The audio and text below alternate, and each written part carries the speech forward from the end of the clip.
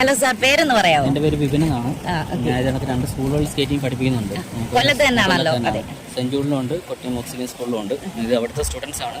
ഇവരൊക്കെ അത്യാവശ്യം ഒരു കോമ്പറ്റീഷൻ ലെവലിൽ പോകാനായിട്ട് നല്ല ചെയ്യുന്ന താല്പര്യമുള്ള കുട്ടികളെ നമുക്ക് നമ്മൾ സെലക്ട് ചെയ്തിട്ട് ഔട്ട് സൈഡിൽ കൊണ്ടുവന്നിട്ട് നമ്മൾ ട്രെയിൻ ചെയ്യിപ്പിക്കുന്നതാണ് ഇപ്പോൾ ചെയ്യുന്നത്.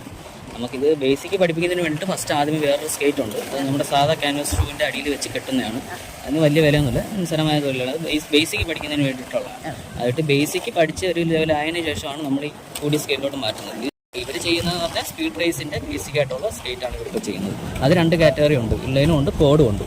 കോഡെന്ന് പറഞ്ഞാൽ 4 വീല് വരുന്ന സ്കേറ്റും, ഇൻലൈൻ എന്ന് പറഞ്ഞാൽ നടുക്ക് മാത്രം വീല് വരുന്നത്. ഈ 2 കാറ്റഗറി ആയിട്ടാണ് സ്പീഡിൻ്റെ റേസിൽ വരുന്നത്. ഇപ്പൊ കൊല്ലത്ത് എത്ര കുട്ടികളുണ്ട് സാറിന്? കൊല്ലത്ത് നിലവിൽ ഇപ്പോൾ അത്യാവശ്യം ട്രെയിൻ ചെയ്യുന്ന ഒരു 10-20 കുട്ടികളോളം ഉണ്ട്.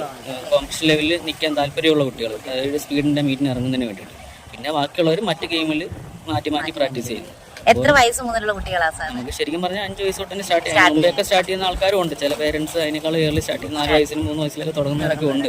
കാരണം കുട്ടികൾ നടക്കുന്ന പ്രായത്തിൽ ചെയ്യിപ്പിക്കാൻ കൊണ്ടുവരുന്ന ആൾക്കാരും ഇതിൽ ഇൻട്രസ്റ്റ് ഉള്ള ആൾക്കാരൊക്കെ അങ്ങനെ വരാറുണ്ട്. ബേസിക് എന്തായാലും ഒരു 5 വയസ്സ് നമ്മൾ പറയുന്നത് അതുകൊണ്ട് നമ്മൾ സ്റ്റാർട്ട് ചെയ്യും.